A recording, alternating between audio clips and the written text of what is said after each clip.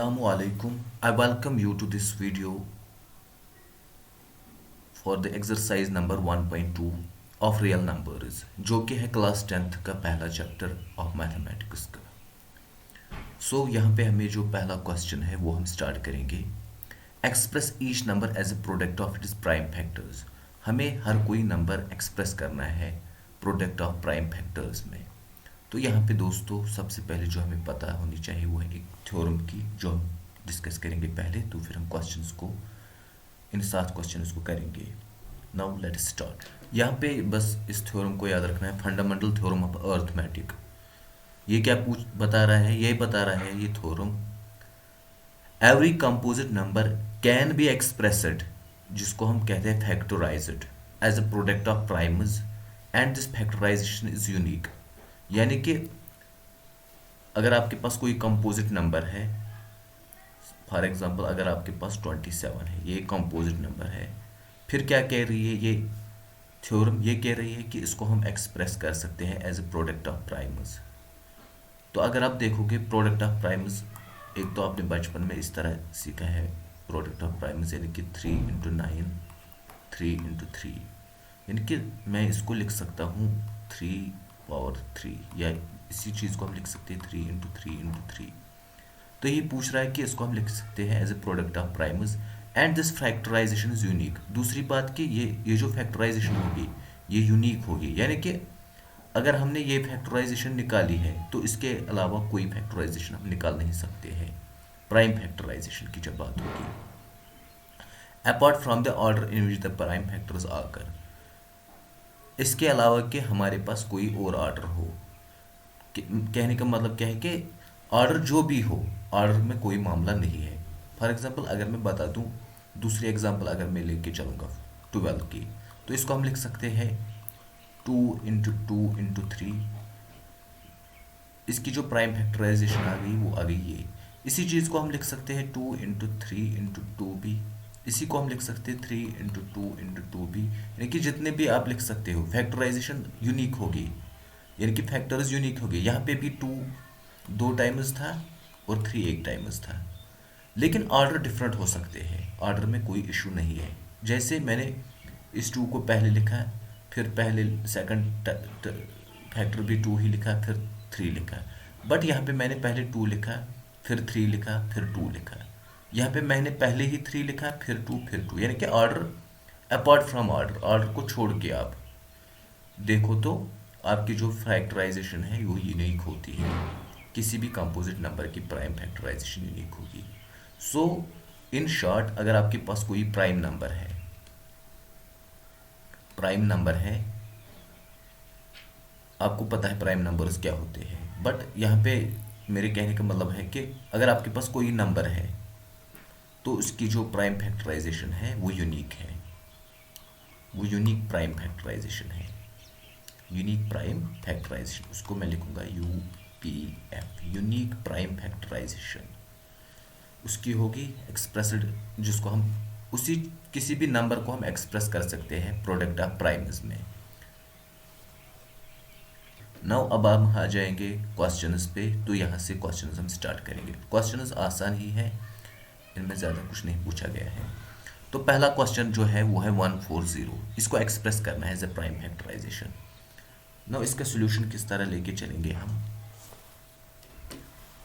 So question number 1 जो है उसका पहला पार्ट है 140। 140 का हम लिख सकते हैं, अगर आप को डायरेक्ट आना चाहेगा तो आप डायरेक्ट लिख सकते हो, बट अगर आप इसकी हेल्प लोगे एक साइड रफ में तो आप ले सकते हो। 2 इंटू 70 हो गया 140, इसी तरह 2 इंटू 35 हो गया 70, इसी तरह हो गया 5 इंटू 7। सो ये सभी प्राइम नंबर्स आ गए। मुझे यहाँ पे लिख सकते हो 7 इंटू 1 भी, तो ये मुझे प्राइम नंबर्स आ गए। या तो आप इस तरह लिखोगे फिर 2 इंटू 2 इंटू 5 इंटू 7, तो इसको मैंने लिखा है as a product of prime numbers. ना उसके बाद जो नेक्स्ट पार्ट है उसको हम देखेंगे, वो है 156। इसी तरह 3825 5005 7429। तो पहले हम 156 का देखेंगे। बिल्कुल हम इसी तरह लिखेंगे इसको। देखो पहले हम लिखेंगे 156, तो आप सपोर्टेड यहाँ पे ले सकते हो 1 5 6 2 7 हो गया 14, तो यहाँ पे बचा 1 2 हो गया 12, 2 इंटू 6 हो गया 12। फिर आप लिख सकते हो 2 इंटू 3 हो गया 6, और यहाँ पे 6 और 1 वो हो गया 16, 2 इंटू 8 हो गया 16। इसी तरह 2 इंटू 1 और यहाँ पे 18 बच गया, तो आप कह सकते हो 2 इंटू 9। सो इसको हम लिख सकते हैं। अच्छा, मुझे यहाँ पे 156 था तो मैंने 152 का किया, डेट इज़ वाई ये रॉन्ग हो रहा है। तो मुझे क्या करना था,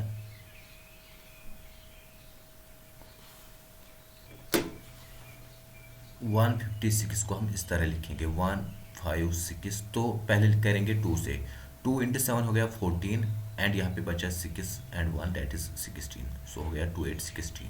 तो यहाँ पे भी फिर से 2 होगा, 2 इंटू 3 16, 2 इंटू 3 हो गया 6 and 1 8 that is 9, 2 into 9 is 18।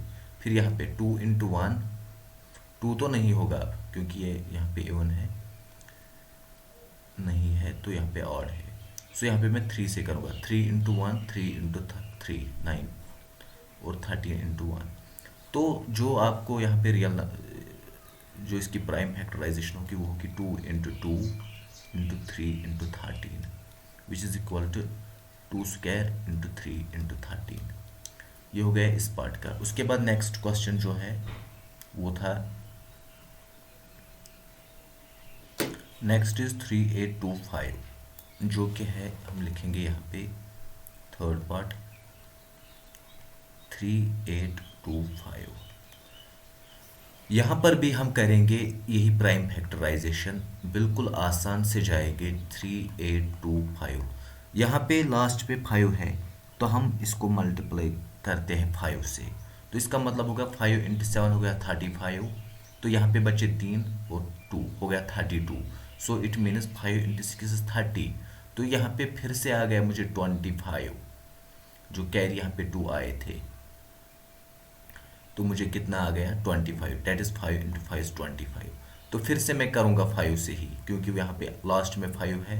5 into 1 is 5, यहाँ पे बचे 2 26, 5 इंटू 5 इज़ 25, तो बचा कितना 1, 5 इंटू 3 इज़ 15। अगर आप देखोगे तो डेट इज़ 153। अब मैं अगर देखूंगा 5 plus 1 is 6 plus 1 is plus 3 is 9, यानी कि इसका सम जब 9 आ जाएगा तो मुझे पता है 3 से डिवाइड होगा, तो मैं 3 से करूँगा। 3 इंटू 5 इज 15, 3 इंटू 1 इज 3। सो यहाँ पे 55 प्लस 1 हो गया 6, इसका मतलब इसको 3 फिर से करेगा। 3 इंटू 1 इज 3, यहाँ पे बचा 2 इंटू 1, 3 इंटू 7 इज 21। नाउ उसके बाद हमें पता है कि जो 17 है वो प्राइम नंबर है। सो इसका मतलब इसका आ गया 5 इंटू 5 इंटू 3 इंटू 3 इंटू 17। उसी को अगर हम लिखेंगे इस तरह वो एक ही बात होगी, 5 स्क्वायर इंटू 3 स्क्वायर इंटू 17। ना उसके बाद जो नेक्स्ट पार्ट है वो है 5005।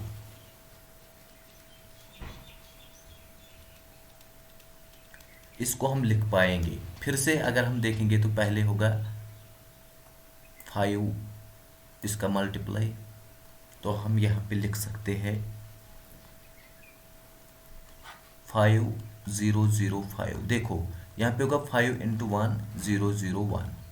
नव यहाँ पे लास्ट में 1 आ गया, तो इसको हम कोशिश करेंगे कि किस तरह हम लिखेंगे। तो हम देखेंगे किससे हो जाएगा डिवाइड। अगर हम नोट करेंगे तो 1001 7 से अगर देखेंगे तो ये होगा 7 इंटू 1 इज 7, तो यहाँ पे बचा 30 हो गया 30। तो इसका मतलब 7 इंटू 4 हो गया 28, तो वहाँ से फिर बच गए 2 2 1 21, 7 इंटू 3 इज 21। नाउ अगर हम फिर से देखेंगे किस नंबर से डिवाइड करना है इसको 143 को, तो यहाँ पे हम कह सकते हैं जो 143 है, देखो 3 प्लस 1 इज 4, 4 माइनस 4 यानी कि 143। अगर हम देखेंगे sum of digits at unit is place, unit is sorry odd places and even places. अगर हम देखेंगे sum of digits at odd places, तो इसका मतलब 3 and 1 डेट इज 4, ये आ गया 4 इवन प्लेस पे 4। अगर हम इनकी सब्ट्रैक्शन करेंगे फिर 4 - 4 इज 0। तो एक्चुअली मैं क्या करना चाहता था, मैं उस नंबर को देखना चाहता था क्या इसको 11 डिवाइड करता है। हाँ, 11 तब डिवाइड करता है अगर 0 आ जाएगा या डिवाइजर ऑफ 11, इसका मतलब 143 को डिवाइड करता है 11।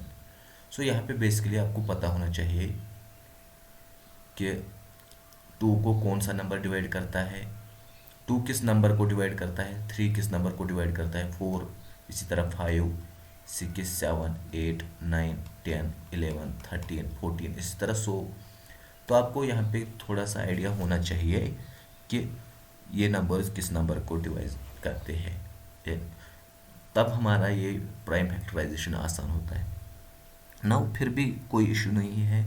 अगर आप देखोगे 143 को, 143 को अगर मैं देखूंगा, अगर मैं 11 से करूंगा, 11 × 1 हो गया 11, तो यहाँ पे बचे 3 14 तक, तो हो गया 33। सो ये पे श्योर है कि हम 11 × 3 कर सकते हैं 33। तो हमारी जो प्राइम फैक्टराइजेशन आ गई यहाँ पे स्टॉप होगी अब, क्योंकि 13 खुद एक प्राइम नंबर है। सो हम कह सकते हैं 505 इज 5 × 7 × 11 × 13। नाउ उसके बाद हमारा लास्ट पार्ट है जो है 7429। तो हम उसको यहाँ पे राइट डाउन करते हैं पहले। सो हमारा जो लास्ट है यानी कि वी पार्ट वो है 7429। नाउ बड़ा नंबर दिया गया है तो इसकी भी प्राइम फैक्टराइजेशन हम देखेंगे 7429। नोट डाउन, हम ये कह सकते नहीं डायरेक्टली अभी कि इसको कौन कौन सा नंबर करेगा। इवन नंबर तो पहले करेगा ही नहीं, यानी कि 2 इसका डिवाइजर नहीं होगा। 3 देखने के लिए फिर 4, 5, 6 वो सब नहीं करेंगे। तो यहाँ पे डायरेक्टली हमें सोचना है 17 के बारे में, यानी कि हम जब हम प्राइम फैक्टराइजेशन करेंगे, स्टार्ट हम करेंगे 2 से, तो वैसे भी नहीं करेगा इसको, 3 भी नहीं करेगा क्योंकि हम सम ऑफ डिजिट्स लेते हैं, हम जानते हैं। 4 के लिए हम देखते हैं कि क्या ये जो 2 नंबर से 29 यानी कि यूनिट्स एंड टेंस प्लेस पे ये जो 2 डिजिट्स बनेंगे, फिर 2 डिजिट नंबर क्या इसको 4 डिवाइड करता है। इसी तरह 5 को अगर देखेंगे तो लास्ट में 5 होना चाहिए। सो ये लेंथी बन जाता है क्वेश्चन, तो मैं यहाँ पे डायरेक्टली समझाऊंगा नहीं। तो मैं यहाँ पे कहना क्या चाहता हूँ कि 17 से मैं करूँगा। अगर हम देखेंगे डायरेक्टली यहाँ पे 17 से पहले 4 फिर 3 फिर 7, तो ये बन जाएगा मेरा ये। फिर 473 को देखना है मुझे, तो अगेन मैं 19 से करूँगा, ये 23 से। बड़ा सा नंबर आ गया, तो ये आप खुद भी देखना, इसको इनके साथ करना है। सो आई होप कि ये मुझे प्राइम नंबर्स आ गए जहाँ पे मुझे स्टॉप करना है कि 23 खुद एक प्राइम नंबर है, डेट इज़ वाई। तो यहाँ पे 7429 का जो प्राइम फैक्टराइजेशन वो ये आ गई है। इस तरह से दिस क्वेश्चन नंबर 1 हमने कंप्लीट किया है। क्वेश्चन नंबर 2 जो है वो है find the LCM HCF of the following pair of integers and verify that LCM into HCF is equal to product of 2 numbers. तो यहाँ पे जो पेयर ऑफ नंबर्स दिए गए हैं, पहले दिया गया है 26 एंड 29। तो पहले हम इसका देखेंगे LCM एंड HCF। अच्छा, अब आपकी मर्जी है कैसे आप देखोगे HCF। लास्ट जो था वो हमने देखा था यूक्लिड्स डिवीजन एल्गोरिथम मेथड से HCF लास्ट एक्सरसाइज में। तो यहाँ पे हम जाएंगे डायरेक्ट प्राइम फैक्टराइजेशन मेथड से और ढूंढेंगे LCM एंड HCF। तो कैसे ढूंढते हैं, let us start the answer of this question. इसका सॉल्यूशन जो क्वेश्चन नंबर 2 है पार्ट फर्स्ट 26 एंड 91 ये हमें दिया गया है। नाउ अब हमें पता है, अगर हम लिखेंगे प्राइम फैक्टराइजेशन ऑफ 26 इज, या इस तरह लिखेंगे बाय प्राइम फैक्टराइजेशन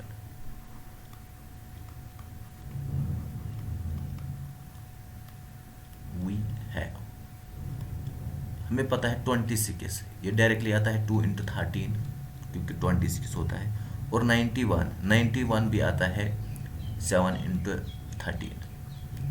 क्योंकि 7 × 13 होता है 91। तो अब बात है कि HCF क्या होता है। देखो यहाँ पे आपको याद रखना है कि जो HCF है, HCF का मतलब है highest common factor. Highest common factor, अगर आप देखोगे 26 को कौन कौन से फैक्टर्स है, 1 है, 2 है, 13 है, 26 है ना। अगर आप देखोगे 91 को कौन कौन से फैक्टर्स है, 1 है, 7 है, 13 है, 91 है। तो अब आप देखो फैक्टर तो 1 भी था common, but highest common factor कौन है यहाँ पे, अगर आप देखोगे जो दोनों को डिवाइड करता है 26 एंड 91 को, यहाँ पे 13 करता है, जो कॉमन है दोनों को और सबसे बड़ा है। तो वही हमें देखना है। हम यहाँ पे ये मेथड नहीं करेंगे जो मैंने यहाँ पे दिखाया, तो हम क्या करेंगे, यानी कि ये हो गया जनरल मेथड। हम यहाँ प्राइम फैक्टराइजेशन मेथड की बात कर रहे हैं, तो वही मेथड हम लेके चलेंगे। सो मैं बताऊंगा यहाँ पे, देयरफॉर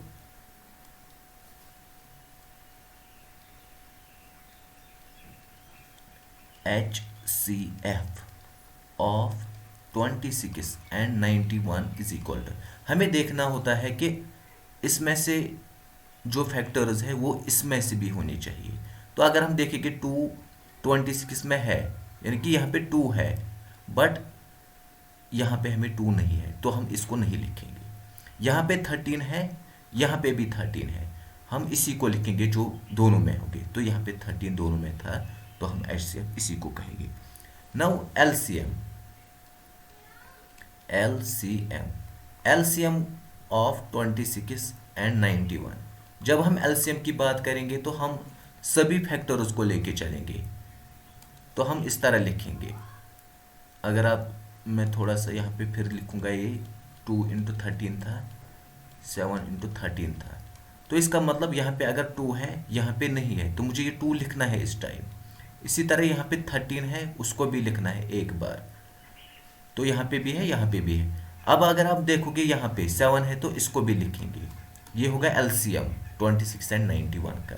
सो मेजर डिफरेंस क्या है, यानी कि हम HCF में कॉमन लेते हैं जो दोनों कॉमन में हो, तो LCM में हम उनको लेके चलते हैं जो हर जगह, मतलब जो भी होगा उसको हम लिखेंगे, लेकिन जो एक बार हमें आया है उसको दोबारा नहीं लिखेंगे। यानी कि अगर यहाँ पे 13 था तो यहाँ पे भी 13 था, या उसको एक ही बार लिखेंगे। तो डेट मीन्स इसका जो LCM है, डेट इज 2 × 13 × 7, तो वो आ जाएगा 182। नाउ हमें यहाँ पे और एक इम्पॉर्टेंट बात थी कि हमें बताना था, वेरीफाई करना था LCM × HCF is product of 2 number. ना हम उस पार्ट की तरफ जाएंगे, यहाँ तक हमने LCM एंड HCF दिखा दिया है। Now HCF × LCM is equal to, तो ये किसके बराबर आ गया हमें, ये आ गया HCF हमें पता है 13 है, एंड दिस इज 182। इसका मतलब हो गया इसका प्रोडक्ट डायरेक्टली हम करेंगे तो वह है 2366। इसी तरह हम कहेंगे एंड प्रोडक्ट ऑफ 2 नंबर्स, वो क्या है, ये जो गिवन प्रोडक्ट्स है, नंबर्स है, इनका प्रोडक्ट करेंगे। प्रोडक्ट ऑफ गिवन नंबर्स, या 2 नंबर्स लिखो, तो वो था हमें, एक तो था 26 एंड 91, उन्हीं को प्रोडक्ट करना है, वो भी आ जाएगा 2366। इसका मतलब हो गया ना HCF × LCM is equal to इनका प्रोडक्ट ऑफ नंबर्स। तो यही मुझे बताना था, या तो आप इस तरह लिखो या तो आप इस तरह लिखो। इसका मतलब हो गया जो हमें ये HCF था 13 × 182 इज इक्वल टू 26 × 91। तो यहाँ पे भी हमें ये चीज़ दिखाना था, तो यही हमने लिखा है HCF × LCM of these numbers is equal to product of numbers. In this way we have completed the answer of this first part for the question number 2. अब हम इसके सेकंड पार्ट को देखेंगे जो कि है 510 एंड 92। तो हम देखेंगे इसका सोल्यूशन क्या आ जाएगा। इसी तरह तो हमें क्या करना है, एलसीएम देखना है, एचसीएफ देखना है, फिर उनका प्रोडक्ट करना है। So let us start. 510 होता है बराबर, पहले तो इसमें 2 आ ही जाएगा क्योंकि 2 से ही 0 है यूनिट इज प्लेस पे, डेट इज वाई 2। 2 इंटू 3 हो गया 6, और जब आप 6 को करोगे मल्टीप्लाई बाई 5 से तो होगा 30, और 30 को करोगे 70 से तो हमें ये नंबर आ जाएगा। बिल्कुल आपको इसी तरह जाना है जैसे मैंने आपको बताया था। 510 को आप देखोगे इस तरह, तो यहाँ पे मेंशन करने की ज़रूरत नहीं है। इसी तरह मुझे देखनी है प्राइम फैक्टराइजेशन ऑफ 92 की, तो 92 को भी 2 आ जाएगा, 2 इंटू, फिर क्या करेंगे हम 2 इंटू, अगर हम देखेंगे इसकी जो प्राइम फैक्टराइजेशन आती है वो है 2 इंटू 2 इज़ 4 इंटू 4 को हम किससे करेंगे 23 से, तब जाके 92 आ जाएगा। तो हम कह सकते हैं अब therefore highest common factor of 510 and 92 is equal to, तो हम देखेंगे पहले कॉमन कौन कौन है। देखो यहाँ पे भी 2 है, यहाँ पे भी 2 है, तो हम लिखेंगे 2, और अगर आप देखोगे यहाँ पे 3 है, फिर यहाँ पे 3 नहीं है, इसको नहीं लिखेंगे। 5 यहाँ पे है, इसको यहाँ पे नहीं, इसको भी नहीं लिखेंगे। इसी तरह 17 यहाँ पे है, यहाँ पे नहीं है, तो इसको नहीं लिखेंगे। तो इसका मतलब HCF जो है वो है खाली 2। इसी तरह LCM of 510 and 92 which is equal to, तो इसका मतलब आपको लिखना है जो मैक्सिमम नंबर ऑफ टाइम्स जो आया है फैक्टर्स उसी को। देखो मेरे कहने का मतलब क्या है, यहाँ पे 2 2 बार आया है 92 में, यहाँ पे एक टाइम पे, तो हम 2 को 2 बार लिखेंगे यानी कि 2 स्क्वायर इंटू। इसी तरह यहाँ पे 3 आया है, यहाँ पे नहीं आया था, बट हमें यहाँ पे लिखना है 3। इसी तरह 5 को भी लिखना है, इसी तरह 17 को भी लिखना है, इसी तरह 23 को लिखना है। यानी कि हम हर किसी फैक्टर को लिखते हैं यहाँ पे, बट उसको छोड़ते हैं जो, मतलब यहाँ पे उसको हम छोड़ते हैं जो कम टाइम्स आ रहा होगा, जो दोनों में कॉमन होगा। यानी कि यहाँ पे 2 2 बार आया था 92 में, यहाँ पे एक टाइम आया था, तो हमने उसको लिखा जो मुझे मैक्सिमम टाइम्स पे आया था फैक्टर्स, यानी कि 2 स्क्वायर। तो इसी चीज़ को मैं कह सकता हूँ इस तरह 2 इंटू 3 इंटू 5 इंटू 17 या 2 स्क्वायर इंटू 23। यानी कि मैंने पहले तो उन सभी को लिया जो अलग अलग आए हैं, ये 3 और ये, इनको भी मैंने लिया, फिर जो कॉमन आया था उसमें मैंने वो लिया जिसका पावर मैक्सिमम है वो लिया। इस तरह से मेरा ये एलसीएम बन जाता है। एलसीएम में हम ये टेक्निक फॉलो करते हैं। नाउ अब हम आ जाएंगे इसको कंप्यूट कर लेते हैं। ये कितना आ जाएगा, ये है 23460 है। जब हम इसको कैलकुलेट करते हैं तो ये है 23460। नाउ अब हम आ जाएंगे इसकी वेरिफिकेशन पार्ट की तरह। तो हमें पता है, पहले हमें देखना है LCM इंटू HCF, बिल्कुल आसान, यानी कि इन दो को मल्टीप्लाई करेंगे 23460 इंटू 2। जब हम इनको मल्टीप्लाई करेंगे तो 2 से करना है, बिल्कुल आसान है, तो ये बन जाता है इसका डबल, यानी कि 46920 46920। अगेन हम प्रोडक्ट ऑफ नंबर्स देखेंगे, तो इसका मतलब मुझे करना है मल्टीप्लाई 510 इंटू 92 से, which is again equal to, यही नंबर आ जाएगा 46920। So we have proved that LCM into HCF is product of 2 numbers. तो इसका मतलब LCM into HCF is equal to product of numbers. So यहाँ पे हमने बिल्कुल आसान किया। तो अगर आप देखोगे, पहले आपको क्या करना होता है, यहाँ पे फैक्टराइजेशन जो कि आप इस स्टेप में करते हो, 510 का, फिर 92 का, फिर उसके बाद HCM लेना है, HCF एंड LCM ढूंढोगे, फिर उसके बाद ये वेरिफिकेशन पार्ट रहता है हमारा। नाउ अब हम आ जाएंगे नेक्स्ट क्वेश्चन पे, जो कि बिल्कुल इसी सिमिलर फैशन पे है। अब हमारा पार्ट थर्ड है 3, 3, 6 and 54। So let us start.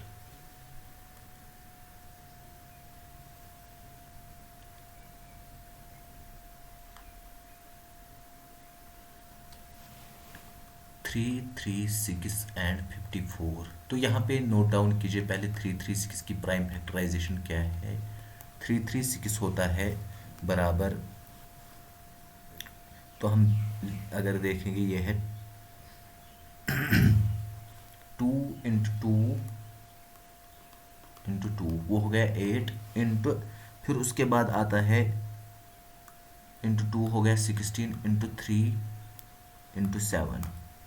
सो बिल्कुल हम यहाँ पे अगर चेक करेंगे ये इस तरह है 3, 3, 6, 2 इंटू 1 इज़ 2, 2 इंटू 6 इज़ 12, हो गया 13 एंड 2 इंटू 8 इज़ 16। इसी तरह हमें जाना है 2 इंटू 8 इज़ 16, 2 इंटू 4, इसी तरह जाना है 2 इंटू 4, 2 इंटू 2, इसी तरह 2 इंटू 2 इज़ 4, इसी तरह 2 इंटू 1, फिर उसके बाद क्या है 3 इंटू 7 इज़ 21, जो कि मैंने यहाँ पे लिखा है ना। उसके बाद हम जाएंगे 54 पे।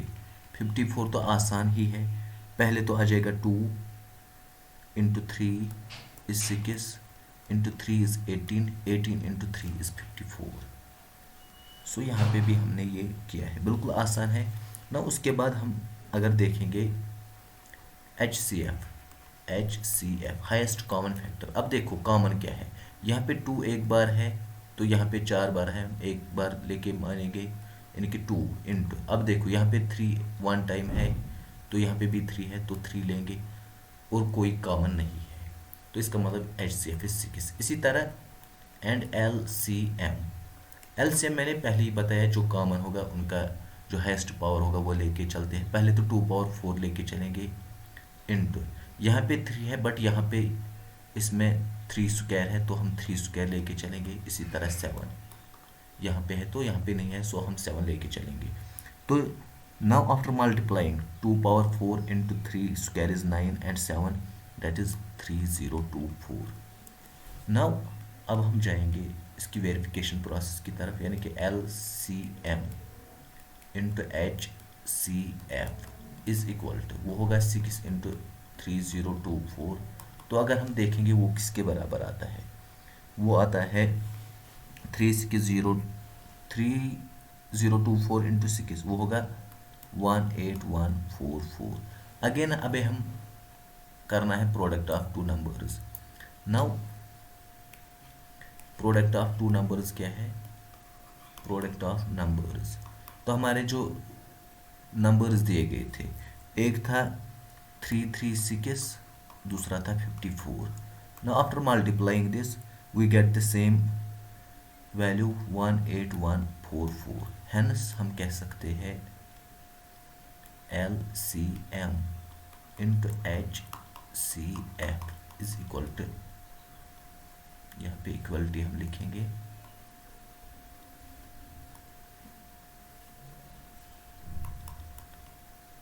Product of numbers. So in this way हमने ये क्वेश्चन नंबर 2 भी कंप्लीट किया। आई होप ये आपको अंडरस्टैंड हुआ होगा क्योंकि ये आसान है।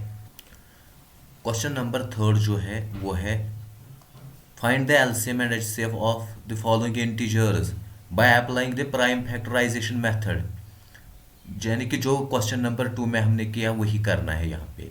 तो पहला है 12, 15, 21, बड़ा ही आसान है। Now we will go to this answer. देखो हम इसकी प्राइम फैक्टराइजेशन लिखेंगे तो सॉल्यूशन फर्स्ट पार्ट का जो है क्वेश्चन नंबर 3 का वो है बाय प्राइम फैक्टराइजेशन 12 किसके बराबर है 4 इंटू 3, जिसको हम लिखते हैं 2 स्क्वायर इंटू 3। इसी तरह हम कह सकते हैं 15 इज 3 इंटू 5। इसी तरह जो तीसरा दिया था वो था 21 is equal to 3 into 7। Now अब हम जाएंगे इसके HCF की तरफ। तो HCF हम लिखेंगे इज इक्वल टू, तो HCF इन तीन नंबर्स का क्या होगा, या तो मैं इस तरह लिखूंगा, तो आप कहोगे ये इक्वल टू क्या लिखा था मैंने, तो मेरे कहने का मतलब है HCF ऑफ 12, 15 एंड 21, यानी कि जो कॉमन फैक्टर्स तीनों में होंगे। अब नाउ यहाँ पे नोट डाउन कीजिए, यहाँ पे 3 यहाँ पे पर है, यहाँ पर भी 3 है और यहाँ पर भी 3 है, तो इसी को हम मानते हैं कि ये इसका हाईएस्ट फैक्टर है, यानी कि जो तीनों में कॉमन होगा। अब LCM ऑफ 12, 15 एंड 21, यानी कि सभी फैक्टर्स को हम लेंगे और जो आया होगा उसको नहीं लेके चलेंगे, यानी कि यहाँ पे 2 2 बार है, यहाँ पे कहीं पे भी नहीं है, तो जो जो आया, जो जो भी फैक्टर होगा उसको लिखना है, लेकिन एक ही बार।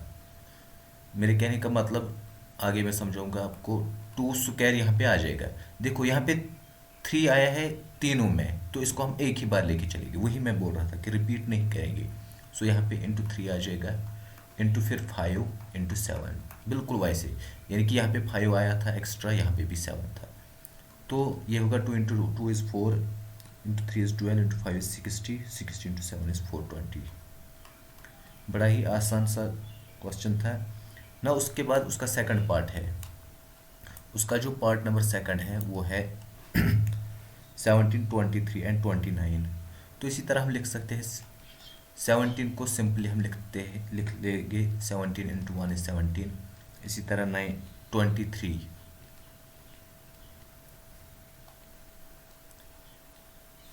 तो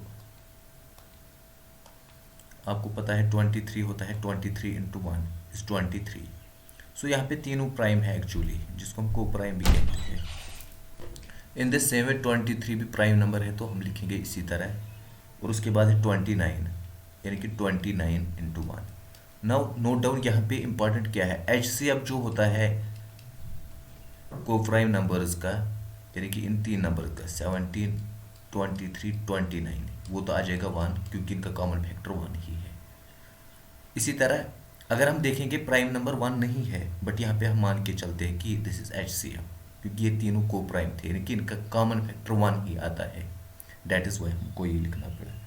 इसी तरह LCM होता है इन सभी का मल्टीप्लस, यानी कि 17 इंटू 23 इंटू 29।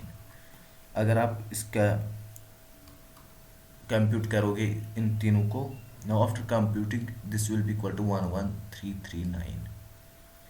उसके बाद पार्ट थर्ड है, वो भी आसान ही है। पार्ट थर्ड को हम अगर देखेंगे तो उसमें पूछा गया है, पहले तो लिखा गया है 8, हमें पता है 8 की प्राइम फैक्टराइजेशन है 2 क्यूब, यानी कि 2 इंटू 2 इंटू 2। इसी तरह 9 होगा 3 स्क्वायर, डेट इज़ 9। इसी तरह 25, तो ये 5 स्क्वायर आ गया। नाउ LC अगर हम देखेंगे HCF हाईएस्ट कॉमन फैक्टर, यहाँ पे अगर आप देखोगे तो कोई फैक्टर कॉमन नहीं है, डेट मीन्स अगेन 1 ही है HCF। और LCM तो मैंने जैसे बोला ही है, LCM होगा इनका प्रोडक्ट इन तीनों का, यानी कि 2 cube into 3 square into 5 square. Now after computing this we find the value is equal to 1800। In this way ये जो क्वेश्चन नंबर थर्ड था बड़ा ही आसान था, बट हमें फैक्टराइजेशन मेथड से पता होना चाहिए कि हम कैसे LCM एंड HCF को देखते हैं। क्वेश्चन नंबर 4 क्या गिवन है, बताया गया है कि HCF जो है 357 का वो है 9, एंड हमें ढूंढना है इसका LCM। तो ये पार्ट हमें देखना है, फाइंड LCM दिस। अगरचे हमारे पास दो नंबर्स कौन है 306 एंड दूसरा नंबर क्या है 657। सो हमें ये दो नंबर्स दिए गए हैं और इनका हाईएस्ट कॉमन फैक्टर भी दिया गया है, तो हमें LCM ढूंढना है। यहाँ पे जो इस क्वेश्चन का कीवर्ड है वो है, अभी हमने पढ़ा LCM of two numbers into HCF of two numbers is product of two numbers, यानी कि उन नंबर्स का ये LCM इंटू HCF आप देखोगे तो प्रोडक्ट ऑफ टू नंबर्स। देखो हमारे पास HCF गिवन है, दो नंबर्स गिवन है, तो उनका प्रोडक्ट भी कर सकते हैं, तो हमारे पास ये LCM आ जाएगा। नाउ अब हम देखेंगे इसको हम कैसे करेंगे। तो मैं लिखूंगा गिवन, इसका सोल्यूशन जो है वो लिखूंगा Sinise HCF of the numbers, कौन कौन सा गिवन है, 306 और है 657, वो है 9। नाउ वी नो, हमें पता है कि जो HCF है, या मैं कहूँगा LCM ऑफ 306 इंटू 657 है, इंटू नहीं है 657 इंटू HCF जो है 306 and 657, this is equal to product of these numbers. इनका प्रोडक्ट अगर आप देखोगे तो वो है, सिंपली हम कहेंगे इनका जो प्रोडक्ट है वो है 306 इंटू 657, तो यही आ जाएगा। So it implies directly LCM of 306 कमा 657। हमारे पास HCF गिवन है, HCF जो है वो क्या दिया हुआ है, इज इक्वल टू, जब हम मल्टीप्लाई करते हैं 360 इंटू 657 को, तो हम पहले लिखेंगे 306 इंटू 657, तो इसका मतलब डायरेक्टली आ गया ना, जो LCM है इन दो नंबर्स का 306 657, ये आ जाएगा 306 इंटू 657 डिवाइडेड बाई 9। अब हमें पता है, इसको हम यहाँ पे सॉल्व कर सकते हैं, तो ये आ जाएगा इक्वल टू 22338। सो इनका जो LCM आ गया वो हमें आ गया ये। इन this way this is the solution for this question. Next question जो है वो क्वेश्चन नंबर 5। क्वेश्चन नंबर 5 पूछ रहा है कि चेक वेदर 6 पावर n, यानी कि ये can and with the digit 0 for any natural number n, क्या ये एंड होता है डिजिट 0 से for any natural number n। अगर हम बता देंगे, अगर कोई नंबर है, सपोज कर लो 10, तो इसका मतलब जो 10 होता है, क्या उसका, यानी कि 10 में जो यूनिट डिजिट है वो है 0। इसी तरह ये पूछ रहा है कि क्या 6 पावर n कोई नेचुरल नंबर, 6 पावर n अगर आप देखोगे किसके बराबर आ जाएगा, 6 हो सकता है 6 स्क्वायर 36, इसी तरह 6 क्यूब यानी कि 216 हुआ जाएगा, वट एवर। तो इस तरह हमें देखना है कि ये कौन कौन से नंबर बनेंगे, लेकिन फिलहाल हमें ये सोचना नहीं है। हमें पूछा क्या गया है कि चेक करना है कि 6 पावर n में यूनिट डिजिट क्या 0 हो सकता है। अगर आपको 6 पावर n कोई नंबर आ गया है, तो आपको बताना है क्या इसके यूनिट डिजिट पे 0 आ सकता है। ये ना, यहाँ पे सोचने की बात यह है कि अगर आपके पास कोई नंबर है, फॉर एग्जांपल आपके पास कोई नंबर है x 0, ठीक है, ये कोई नंबर बन गया आपका, तो इसकी यूनिट डिजिट पे 0 है। डेट मीन्स इस नंबर को आप कौन कौन सा डिवाइड कर सकता है, हमें पता है जिस नंबर को यूनिट डिजिट पे 0 होता है, यूनिट डिजिट 0 होता है, उसको पहले 2 डिवाइड करता है, हम कहते हैं उसको 5 भी डिवाइड करता है और 10 भी, बट हमें यहाँ पे यूजफुल जो होगा हम उसी को लेके चलेंगे। सो इस क्वेश्चन को हम सोल्यूशन में देखेंगे तो आपको फिर आसान लगेगा इसका सोल्यूशन क्या है। तो आपको फिलहाल ये याद रखना है कि जो भी नंबर यूनिट डिजिट पे 0 होता है, जिसका यूनिट डिजिट पे 0 होता है, तो उसको डिवाइड कौन करता है, उसको 5 डिवाइड करता है, 2 भी करता है, बट हमें यहाँ पे यूजफुल 5 लगेगा। इसका सोल्यूशन हम इस तरह लिखेंगे, if 6 power n ends with digit 0, अगर इसका 6 पावर n का कोई डिजिट 0 आता है एंड पे, तो डेट मीन्स कोई नंबर 0, किसी नंबर का यूनिट प्लेस पे 0 आता है, तो डायरेक्टली हम कह सकते हैं it implies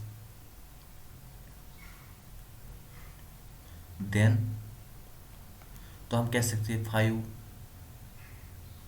is one of it is prime factor.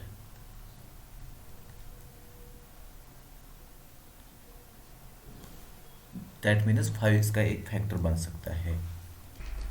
But note down, अगर हम देखेंगे 6 पावर n, तो ये होता है 2 इंटू 3 पावर n। तो इसका मतलब क्या हो गया? इसका मतलब हो गया या तो इसकी जो प्राइम फैक्टर्स है या तो 2 है या 3 है, क्योंकि ये हो गया ना 2 power n into 3 power n। तो प्राइम फैक्टर्स यही बनेंगे 2 या 3।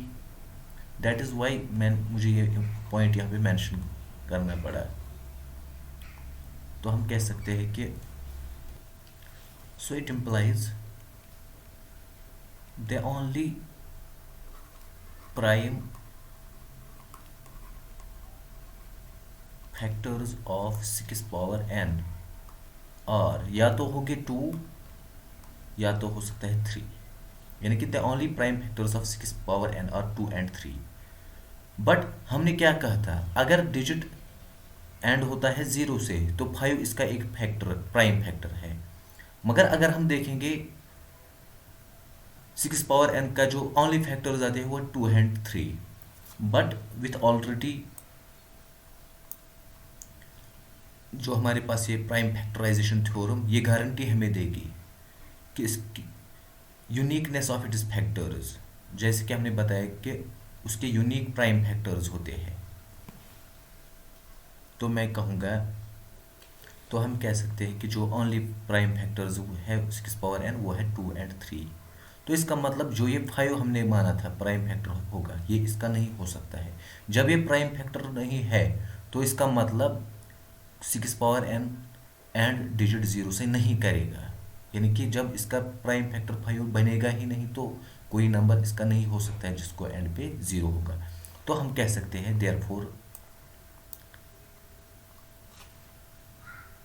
therefore 5 is not a prime factor of 6 power n। so it implies, क्या हम कह सकते हैं कि कोई भी नंबर इसका ये नहीं होगा जिसका एंड होगा 0 से। so it implies 6 power n cannot end with digit 0। अगर यहाँ पे कहीं शक कोई कंफ्यूजन रहा होगा तो मुझे कमेंट में बता दीजिए, तब हम इसका जो प्रूफ है वो एक्सटेंड भी कर सकते हैं। आई होप यहाँ पे ज़्यादा नहीं बताना था, बस इस क्वेश्चन में यही बात इम्पॉर्टेंट थी कि जो 6 पावर n है उसके 2 ही प्राइम फैक्टर्स हो सकते हैं, या तो 2 हो सकता है या 3, इसके अलावा कोई नहीं होगा प्राइम फैक्टर। बट हमने ये मान के लिया अगर इसका प्राइम फैक्टर 5 है तब इसका जो नंबर है वो यूनिट प्लेस पे 0 लाएगा, यानी कि इसका 6 पावर n तभी एंड होगा डिजिट 0 से। तो जब पॉसिबिलिटी नहीं है 5 कि वो इसका प्राइम फैक्टर होगा तो हम डायरेक्टली कह सकते हैं कि 6 पावर n किसी भी नंबर से एंड नहीं होगा जिसका 0 होगा।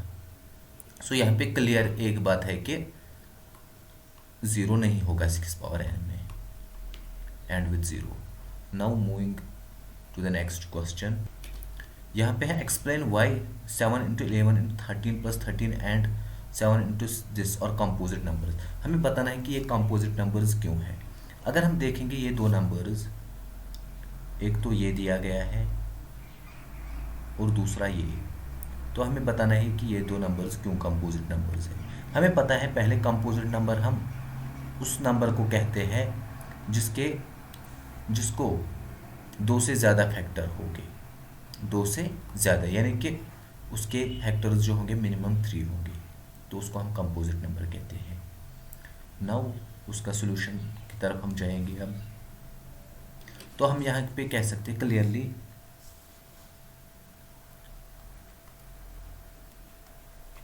7 इंटू 11 इंटू 13 फिर आया है प्लस 13, तो ये किसके बराबर आ जाएगा? हमें पता है कि हम इसमें कॉमन ले सकते हैं 13, क्योंकि ये एक टर्म आ जाएगी प्लस 13। सो ये 2 टर्म्स है यहाँ पे, दैट इज़ वाई मैं यहाँ पे 13 कॉमन लेता हूँ, तो मैं लिख सकता हूँ 7 × 11 × 1 लिख सकता मैं, तो ज़रूरी नहीं है प्लस, बट यहाँ पे 1 लिखूँगा मैं और बाहर में 13 लाता हूँ, तो ये सेम बात होगी ना।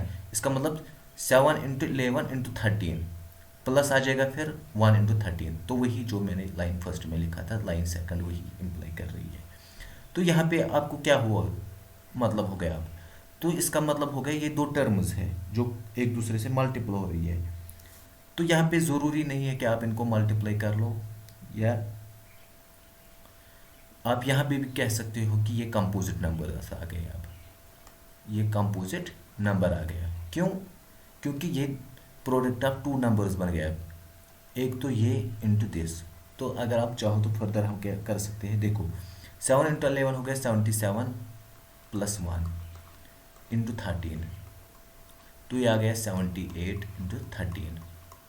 अब यहाँ पे भी कह सकते हो कि इसके जो यहाँ पे अब हमें डायरेक्टली पता चल गया कि this is a composite number,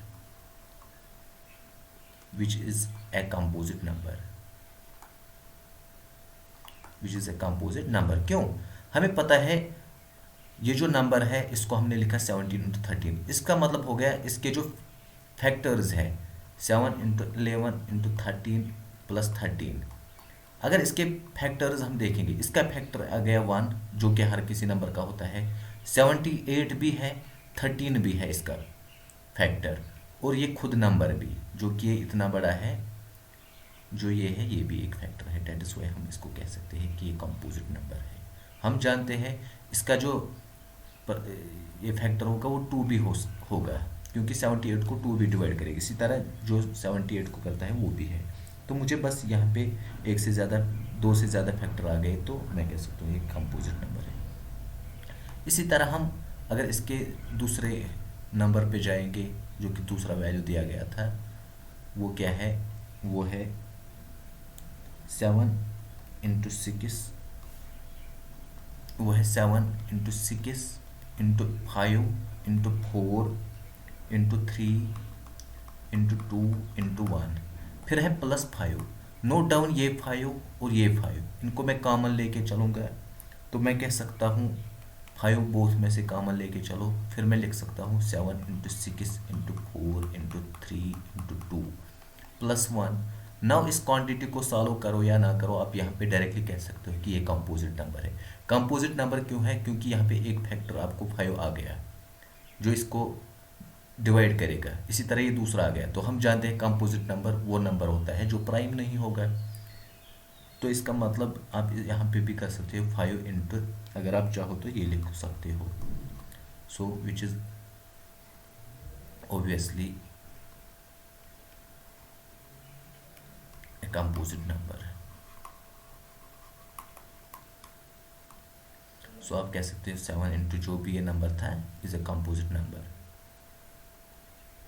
is obviously a composite number. तो यहाँ पे ज़्यादा कुछ नहीं करना है, ये भी हो गया। Now we will move to the next question, जो कि हमारा लास्ट क्वेश्चन है इस एक्सरसाइज का। क्वेश्चन नंबर 7 है, there is a circular path around a sports field.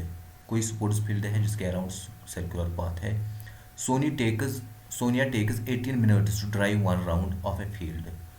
यानी कि अगर मैं कहूँगा ये सर्कुलर पाथ है, जो सोनिया है उसको 18 मिनट्स लगते हैं एक राउंड कंप्लीट करने के लिए, एंड रवि जो है उसको लगते हैं इसी को राउंड करने के लिए 12 minutes for the same. Suppose they both start at the same point. अगर वो एक पॉइंट से स्टार्ट करते हैं, कंसिडर दिस पॉइंट, यहाँ से वो स्टार्ट करते हैं, तो अगर हम देखेंगे सोनिया को लगते हैं 18 मिनट्स, तो इसका मतलब 18 मिनट्स के बाद वो आ जाएगा इसी पॉइंट पे। लेकिन अगर रवि की बात की जाए तो उसको लगते हैं 12 minutes, that means after 12 minutes Ravi इसी पॉइंट पे होगा। तो यहाँ पे दो चीज़ें हैं जो टाइम लगते हैं different. Suppose they both start at the same point and at the same time and go in the same direction, वो तो है ही। After how many minutes will they meet again at the starting point. यानी कि अगर इन्होंने start किया था यहाँ से, तो बता दो कितने मिनट्स के बाद वो स्टार्ट करेंगे, यानी कि मीट करेंगे स्टार्टिंग पॉइंट के बाद। आफ्टर हाउ मेनी मिनट्स, कितने मिनट्स के बाद वो मीट करेंगे अगेन। स्टार्टिंग पॉइंट पे। नाउ यहाँ पे अगर आप जनरली देखोगे 18 मिनट के बाद ये आता है एक राउंड करके रवि, अगर मैं यहाँ पे समझा दूंगा, लेकिन हमें इस तरह नहीं समझना है इस क्वेश्चन को, तो बट मैं चाहूँगा यहाँ पे थोड़ा सा आइडिया आपको दे दूंगा कि हम कर क्या रहे हैं। सी डैट समझाने के लिए मैं यहाँ बता रहा हूँ, बट इसका जो सोल्यूशन है वो शॉर्ट है। सोनिया को कितने लगते हैं 18 मिनट्स, यानी कि 18 मिनट्स के बाद एक राउंड ये करेगा।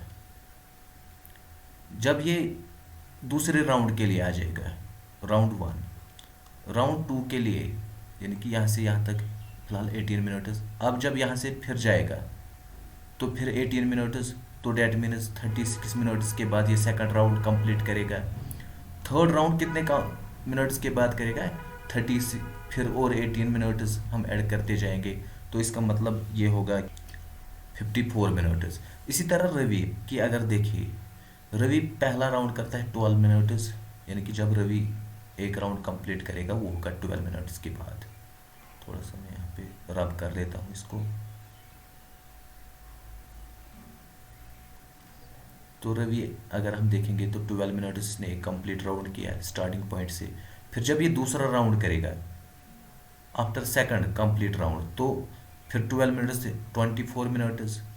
फिर जब तीसरे राउंड के लिए आ जाएगा तो ये कितने का होगा 36 मिनट्स के बाद। इसी तरह अगर फोर्थ राउंड के लिए हम देखेंगे तो ये यहाँ से सोने को और 18 मिनट्स लगते हैं और उसको और 12 मिनट्स ऐड होते हैं। तो बट मैं यहाँ पे एक चीज़ बताना चाहता हूँ, देखो जब सोनी 2 राउंड करता है 36 मिनट्स लगते हैं और ये पहुँचता है स्टार्टिंग पॉइंट पे। जब रवि 3 राउंड्स करता है और पहुँचता है स्टार्टिंग पॉइंट पे, तो डेट मीन्स ये दोनों मिलेंगे कितने मिनट्स के बाद 36 मिनट्स के बाद। अगर हम देखेंगे तो इसी को हम एलसीएम कहते हैं। तो यहाँ पे हमें एक्चुअली एलसीएम निकालना है, जो कि मैं सॉल्यूशन में शॉर्ट में दिखाऊंगा। नाउ बढ़ते हैं इसके सॉल्यूशन की तरफ। इस क्वेश्चन का सॉल्यूशन हम इस तरह लिखेंगे, the time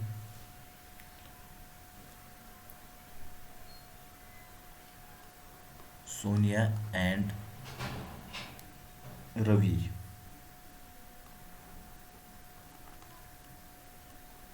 will meet again at the starting point.